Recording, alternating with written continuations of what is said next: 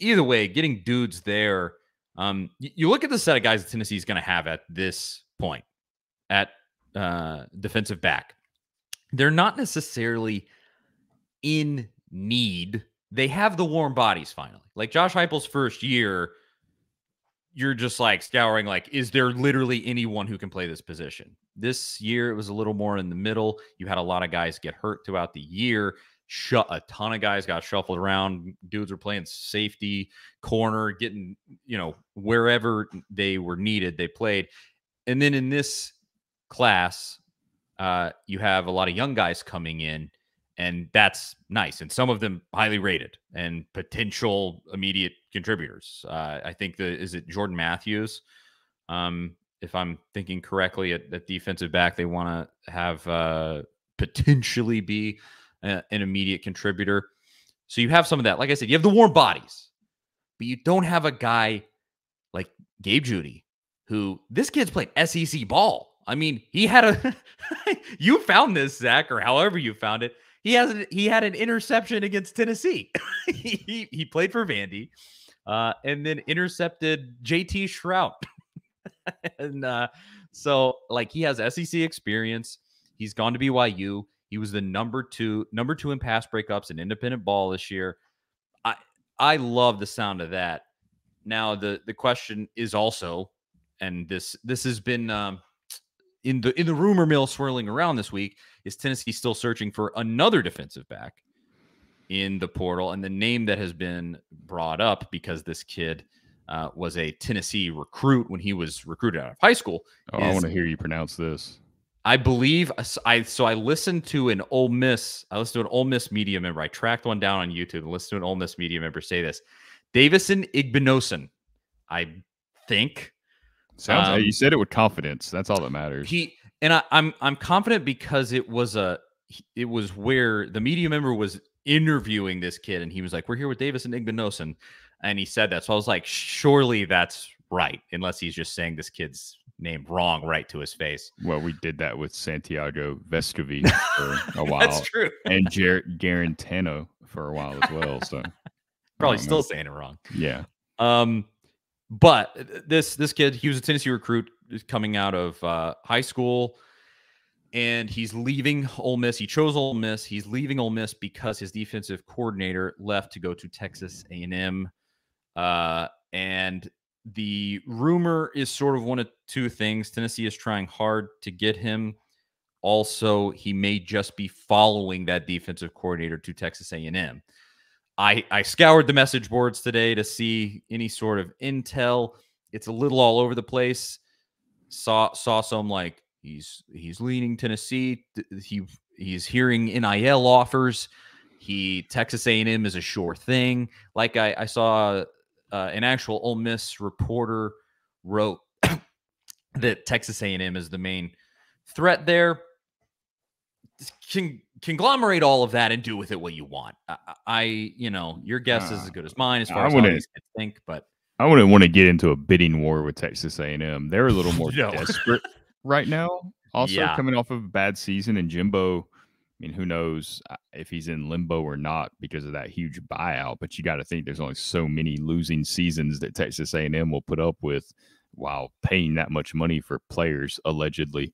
But yeah, I wouldn't want to get into it. And I don't think Tennessee will get into a bidding war with Texas A&M unless maybe, kind of like free agency where they drive the price up a little bit for another program. But maybe it doesn't come down to that. But if that is the case, I'd imagine Tennessee might would pass because, they got Warren Burrell coming back this year. And he had a pretty good 2021. He was improved, and we didn't really get to see if he was improved in 2022. Obviously, they missed him quite a bit down the stretch. So that's a player that you kind of have coming back that you didn't have most of the last season. Yeah, it goes to what I was saying about, like, does Tennessee need another DB after the pickup of Gabe Judy? Not necessarily. You have Burrell coming back. You have the dudes that played the season, and you have the newcomers coming in. And there's talent there. I mean, Danico Slaughter showed some good things. Could I put it this way? Tennessee has the dudes, but Tennessee needs dudes. You know what I mean? I feel like that's like yes, there are guys there who will absolutely play cornerback and safety for you, but are they going to be the best guy possible? So, but you look at that and you go, do you want to get greedy? Because obviously there is the potential of after spring ball, the guys that are there, they can transfer out again. So, do you want to get greedy there? I don't know. Yeah, you don't want to lose depth, but at the same time, I mean, like if you lose, like I think Kamal Hadden would be the one that would transfer, and I know he's another polarizing player because like he talked like that South Carolina game, he was talking trash after every time South Carolina gained 15 yards, but he's a really athletic guy. He's one of the more athletic players in that secondary. If he ever puts it together, he could be a real weapon, but he just kind of hasn't yet. I mean, it's things like that make me go, maybe you should, and just get a guy. I mean, Igbinosun, he was good at Ole Miss. He was a solid player and could probably, I would say, he would be a starter for Tennessee. I think just projecting. Taking a player from Lane Kiffin too would be pretty sweet, right? That would be satisfying. You know what I thought about, and this is, I don't want to get too far off topic here, but it popped in my mind over the weekend. You remember in really 2017 and 2021, the last two coaching searches, lot of movement, a lot of people wanted Lane Kiffin to come back, right? I was open to the idea. He turned that Bama offense around really under Saban and did some great things there, really turned Florida Atlantic around. He's interesting. He's not boring by any means. He kind of has that swagger, but like Josh Heupel has been everything that people hoped that Lane would have been at Tennessee, right? Like he's got the swagger, not quite the bravado of Kiffin where he's as public with it, but he definitely has it. We learned that this season. Scores an insane amount of points, insanely quick turnaround. I mean, he's everything that you would have dreamed that Lane would have been. It's just kind of funny the way that worked out because not many people would have taken Heupel over Kiffin either of those cycles. It is pretty crazy. I mean, and he's already had a season. Is it better than Kiffin's best season ever? I want to say. I don't know if Kiffin ever won 11 at USC. He probably would have won 11 at Ole Miss last year if Matt Corral doesn't get hurt in the Sugar Bowl against Baylor. Yeah. I think he would have. But they didn't. Still, I don't think they played Georgia last season, or they played Alabama and LSU. But yeah, I don't know if he ever won 11. I think 10 was his best season at USC. I mean, it would be it would bring that full circle a little bit to take one of his players, especially defensively. That'd be very ironic. But I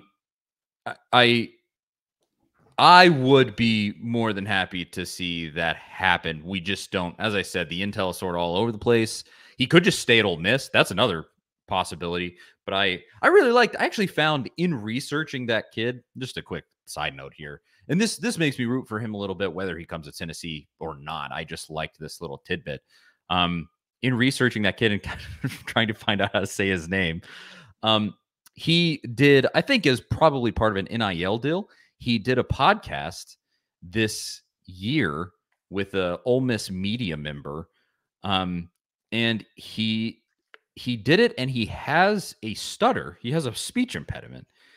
And he did the podcast in an effort to work through the speech impediment. And I thought that was very cool. They talked about it on the one that I watched and said that that the stutter had improved over the course of doing the podcast. I thought it was a cool little thing. So it was something that made me like him. Like I said, whether he comes to Tennessee or not, I thought that was a cool thing. But as far as that goes, come to Tennessee and hey, do the podcast with me and Zach. and we'll have you on. Yeah, we'll let you hang out. And that it would be a good pickup. Bottom line, does Tennessee need it or not? It's debatable, but I think most Tennessee fans would go, look at that secondary last year. We'll take all the help we can get. Come on down.